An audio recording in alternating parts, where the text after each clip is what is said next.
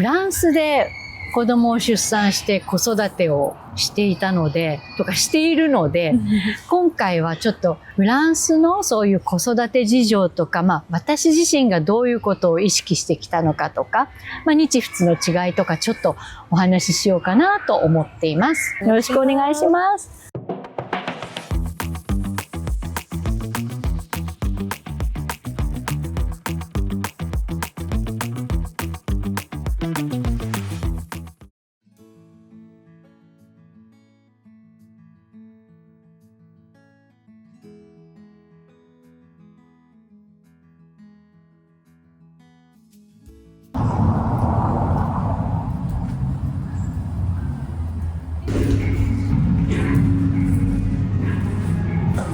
アートも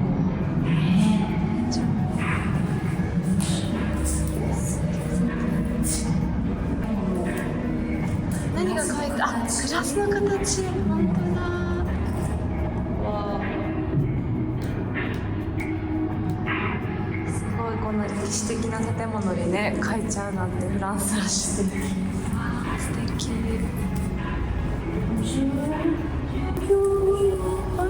撮っていいですか？わあ、すごい素敵で眩しい。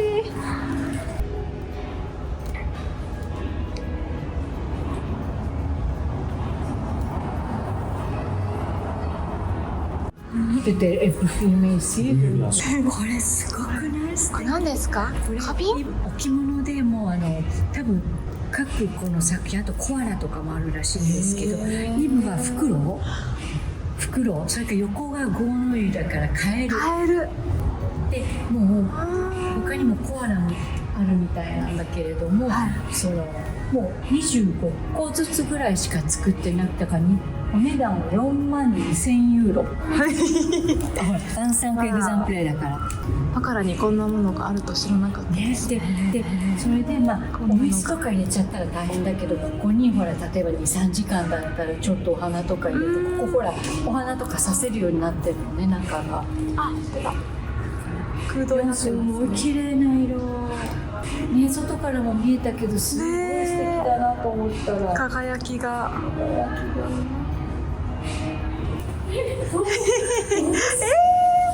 生意気どんなワンちゃんがキャンドルもあるんですね。これ前来た時に説明聞いたら、これほら中終わったら使えるの、グラスとして。なるほど。さん、本当だ。うわー、素敵。竜だね。ドラゴンって書いてある。ドラゴンユイ。エリコさん、これ素敵。ウォッカだって、ウォッカのグラス。昔はグラスを飲んだらボーンってみんな割ってたって、これはもったいないなんてことでしょう。本当に1脚のグラスに60時間ぐらいかけて作られているもので、本当にフランスの、いわゆる国民に認められた職人さんが作ってるんですって。そうなんですね。素敵。これもエディションに見てる。これはもう値段ばっかり見ちゃうけど、2,000円だって。わあ。すごい美味しいです。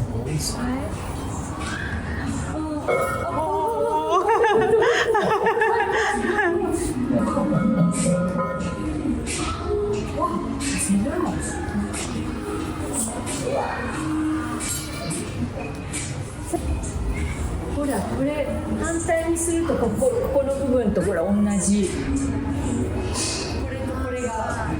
同じもので、ほら足をつけたら。上が外れるんですって。ほら、こうなってて、これを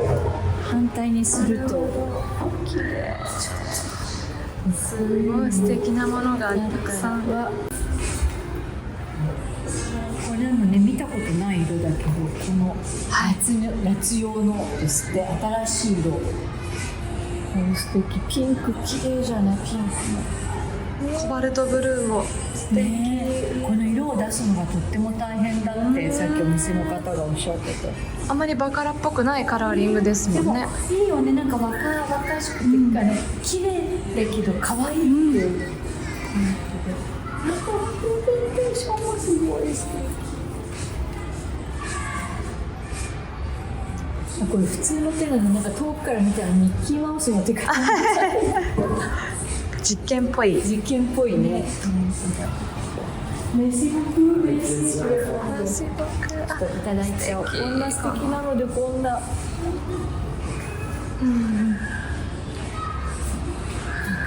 全然さお水飲んでも違うよね。グラスが違う。美味しく感じますよね。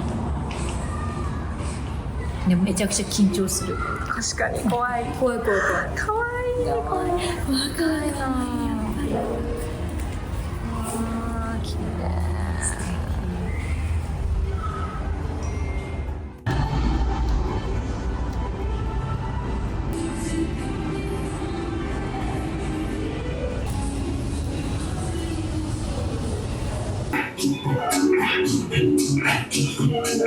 すごい綺麗、今の見てたらわ。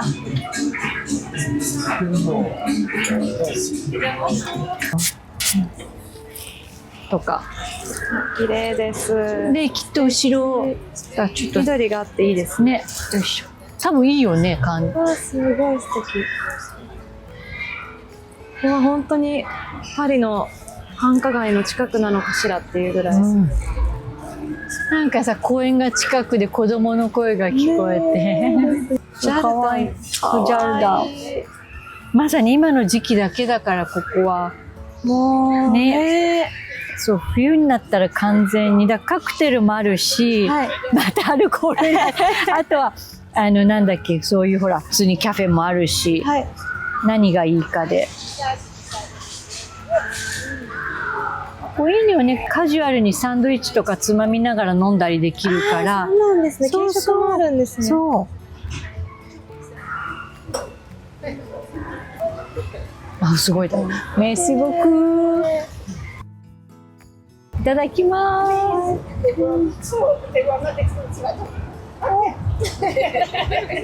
質問もたくさん子育てについて来てまして、はい。子育て中の楽しいこと、大変だったこと、苦労したことをはい教えてほしいですだったり、どんな教育方針だったのかとか、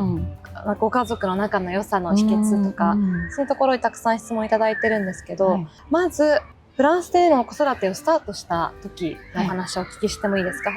まずもう初めての妊娠、出産、育児というのはもちろん長女なんだけれども、結婚したのが2001年で、2004年に長女出産してるんですね。とにかく日本で産もうとか、いわゆる里帰りとかっていうことも全く考えていなくても、こちらで産もうと思っていたんですけども、夫ももう半分以上出張でいないし、出産にまつわる言葉とか日本語で聞いたって体験してないとわからないでしょ、それなのにいきなりフランス語でもわけがわからないっていう中でのスタートでした。フランスに来てすぐに婦人科の先生を見つけて、その先生のところでまず、先生どうも私は妊娠をしたようなのですがって検査をしたら、あ、おめでとうって言って、5ヶ月か6ヶ月まではその先生のところで検診を受けるの。婦人科の先生で、その先生と6ヶ月ぐらいまでは血液検査だとか、エコグラフィーとかっていうのもその先生が処方箋を出してくださって、血液検査のラボに行ったり、エコグラフィーとかの先生のところに行って、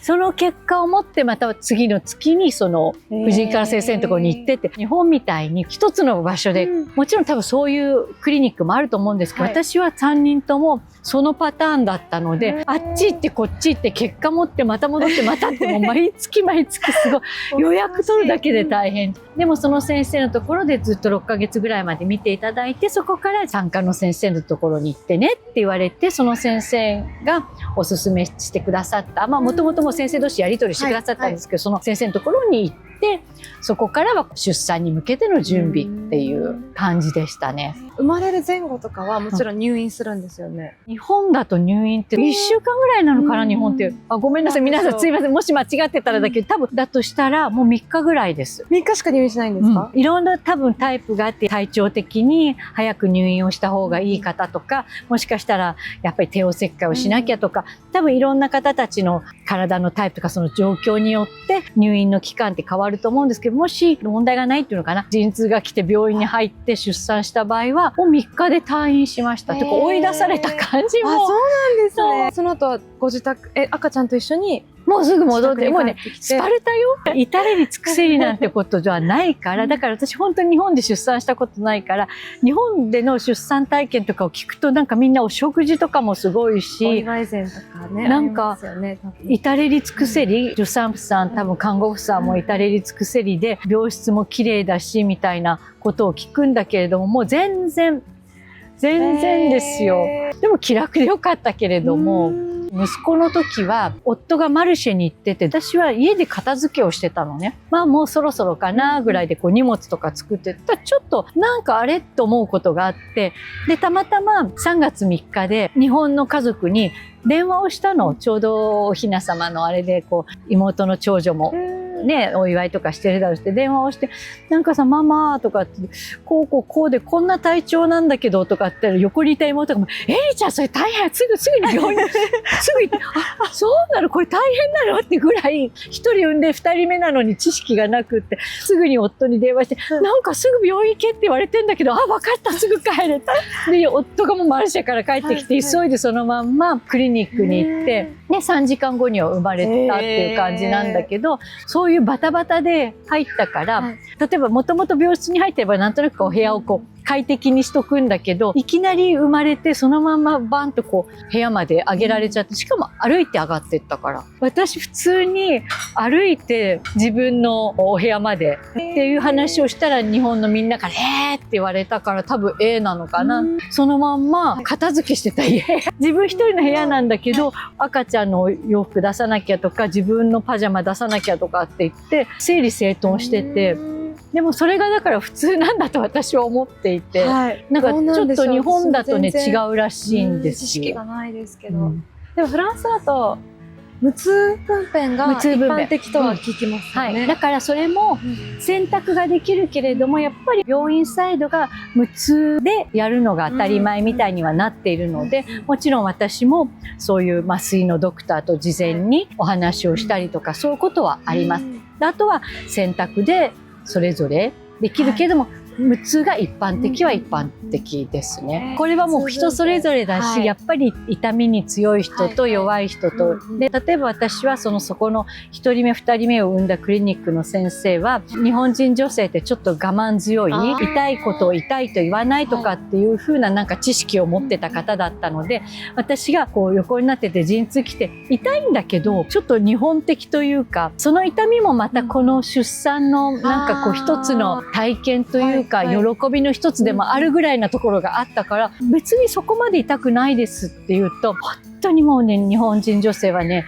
我慢するとか、その痛いのに痛いって言わないとかって言われて、逆にすごくもっと痛い時は痛いって言いなさいとかっていう風に、でも私本当に大丈夫なんですけどっていうようなやり取りがあったり。やっぱ出産後の支援とかも違うんですかね、日本と。これも人それぞれだし、国によっても違うのでわからないんですけど、私は完全にこちらのシステムで産んで子育てをしてしまったので、この自分の体験をもとに話すと、まず里帰り出産をする人とかっていうのがまずいないし、それから出産後も自分たちとかの母親だったり義理のお母様がずっと付きっきりでサポートなんてことはほとんどないです。だからもう自分たちでそこから先はやっていく。私も一人目を産んだ時に、実家の母は、実は私の妹も同じ時期に一人目を妊娠してて、最終的に6日違いで出産してるのね。妹は母に、エリちゃんは海外で一人で頑張ってるから、ママはエリちゃんのとこに行ってあげてって妹は言ってくれた。でも私は母に、嬉しいけれども妹も東京で頑張ってるし、こっちに来ても言葉の問題とかもあるから、もう私はこっちでやるから大丈夫。だから妹のそばにいてあげてって言って、結果的に母は、あなたたちがそう言うなら私はどちらもタッチをしません。タッチをしないっていうのはその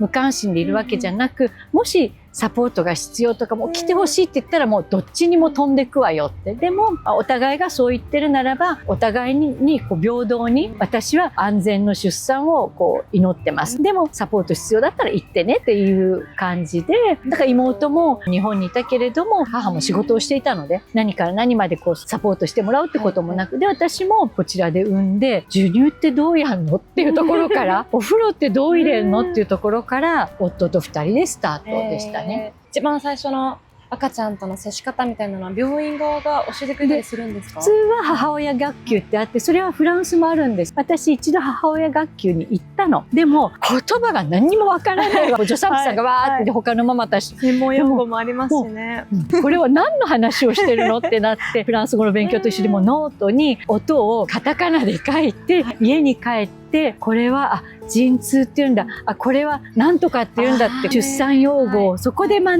んで、でもその後にその先生がすごい優しくて、君母親学級行ったけど分かんなかったよねっていうか、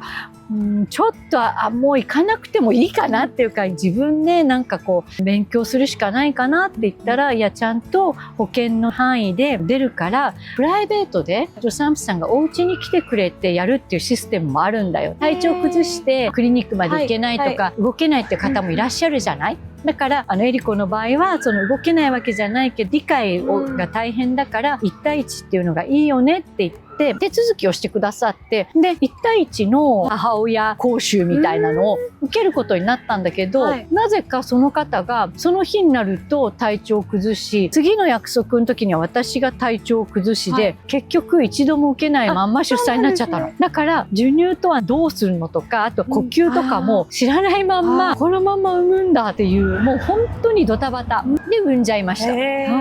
日本とフランスの子育て文化の違いとか、教育観の違いみたいなことを、例えばいい悪いとかものの考え方なので、どちらがいいとか悪いじゃないけど、例えばまず無痛分娩というのが選択肢としてある。それから授乳というのも、したい人はすればいいし、したくない人はしない。だからこっちが正しいとか、こっちがダメとか、こうしろああしろっていうのがなくって、どちらがいいんですかっていう、どちらが穏やかに過ごせるのっていうなんか選択肢がいっぱいある。私35歳で産んでるから、周りのフランス人とかも結構もう産んでたのね。周りを見るとなんかあんまり授乳してる人がいないの。バンバンお酒飲んでるよねとかっていうで仕事もしてるし、なる時その産科の先生に、授乳はした方がいいんですか、しない方がいいんですかって質問したの。日本は一般的にはやはり母乳の持つエネルギーというのをすごくみんなが信頼していて、授乳することが良しとされてますと。だからかなりの割合で皆さん授乳をされてるけど、私の周りを今フランスで見るとすごい少ないんですよね。むしろ授乳してる人の方が少ないんですけど、どっちがいいんですかって言った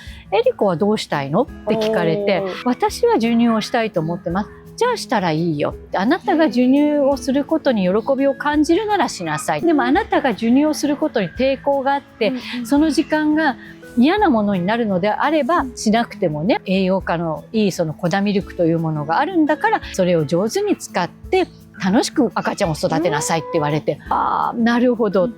で例えばその後に今度は子供が生まれると小児科に連れてって検診とかするんだけど、今度は小児科の先生の下でいろんなことを教えていただくでしょ。で授乳をしてます。途中からじゃあそろそろ離乳食スタートしようね、じゃあリンゴのコンポートとかをこうあげ始めてみたいな話になるんですね。でもその時に、離乳食というのはやっぱり手作りがいいんでしょうか、それとも売ってあってちゃんと変な言い方殺菌もされてるそういうものの方がいいんでしょうかって言ったら、エリコはどっちがいいのってまた聞かれたから、私これは分かりませんって、自分の手作りとも思うけれども、どこまでやればいいのかとか分からないし、すごく疲れてたりする時もあるから、どこまでできるか分からないって。赤ちゃんにとって何が一番大事だと思うって、ママが元気でいることなんだよって。ママが笑ってくれて疲れてない方が赤ちゃんは楽しいよねって。だったらあなたがエネルギーがあって作れる時は作ってあげればいいけど、疲れてるのにこんななりながらから離乳食作ってあげることが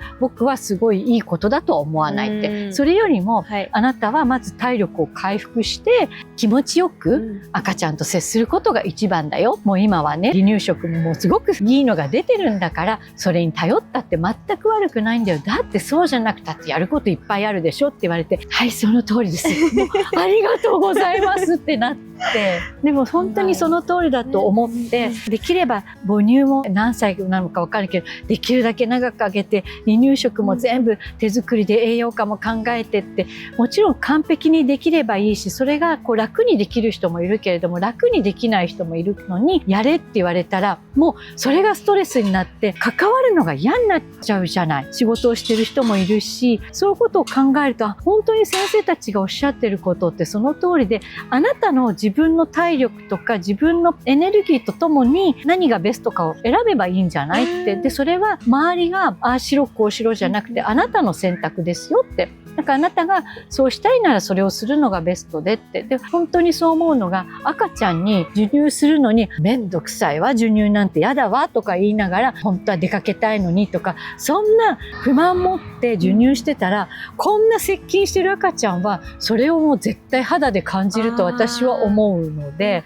だったらばその時はミルクをあげて、自分がその後にやることをやればいいと思うし、っていうのはフランスのスタイルなのか、私が関わった先生方のスタイルなのか。でも私はその先生方の言葉を受け入れたし、自分自身がもともとそうしたいと思っていたので、そこがこう合致して、そういう形でなんか本当に子育てはしてました。だから授乳をめんどくさいとか嫌だとか思ったことも一度もなく、むしろ特に3人目なんかも先生たちがもうあなたいい加減に授乳やめなさいって言われて、でも楽しいんですとか言ったら、逆にあなたご主人と大丈夫なのとか言って、そっちの心配ですかみたいな、もう先生たちもはっきり言うから遠慮がない。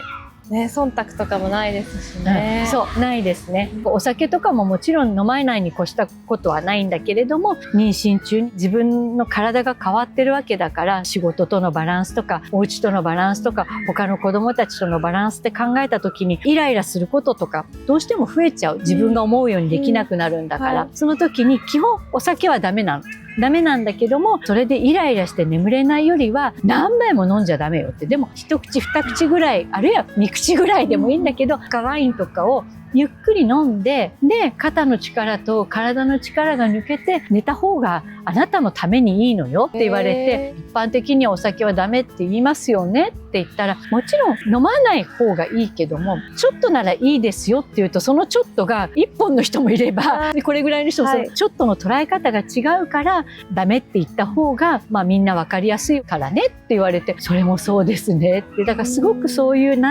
女性が、ママがいかにこの期間を元気に楽しく子供との対面を待ち焦がれて過ごせるかっていうのが、たくさん不安を与えるよりも、そんなことはなんとかなるからってこうみんな言ってくれてたし、私もそう思って妊婦の時間を過ごしてたので、だからもう何度でも妊婦になりたいと思いました。本当に。そうなんです。あんまり不安とかストレスとかはなく。不安っていうのはあるし、実際に息子の時なんかもう絶対安静にしてくださいとか言われても、実は絶対に安静にしてって、もう本当は入院してほしいぐらいって言われても、環境的にそれが許さなかったからできなかったんです。夫も出張があるし、義理の母がそんな風に言われたから手伝いに来てくれたら、義理の母が体調崩しちゃって、結局義理の母の看病と長女のことをやりつつ、自分のお腹はいつもこう抑えながらこう動いてて、絶対安静なのにとか、ベビーシッターさん頼んだらベビーシッターさんが体調崩しちゃうとか、もう思いがけないことってたくさんあって、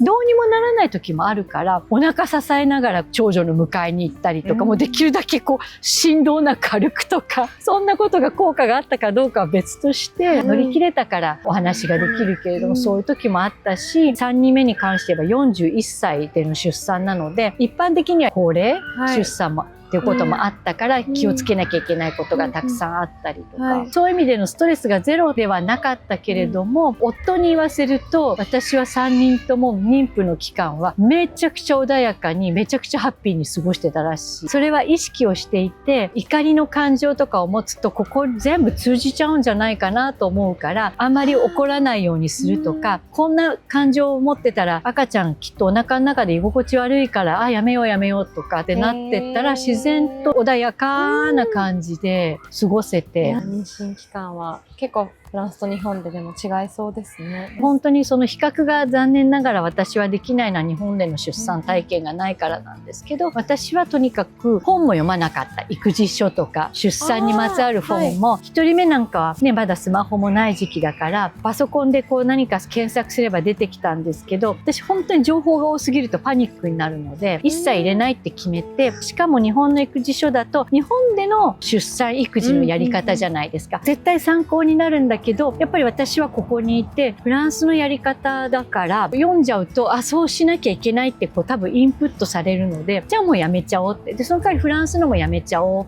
どうせフランス語の読んでも分かんないし疲れるから、こうするべきとかああするべきっていうのは全く入れずに、1人目も2人目も、2人目になると1人目の経験とか周りの経験から学んだこと、3人目になるともう過去の2人の経験といろいろ情報がもっと出回ってくるので、その情報を取り入れてうまく自分の中でこれが必要っていうのだけ取り入れてですね。子育てで悩みがあった時とか迷った時は周りの方に話そう、うちの妹はやっぱりすごく情報をたくさん入れてていろいろよく知ってる子なので、長女が夕方ぐらいになってすごく泣いた時があって、それ黄昏泣きって言ってね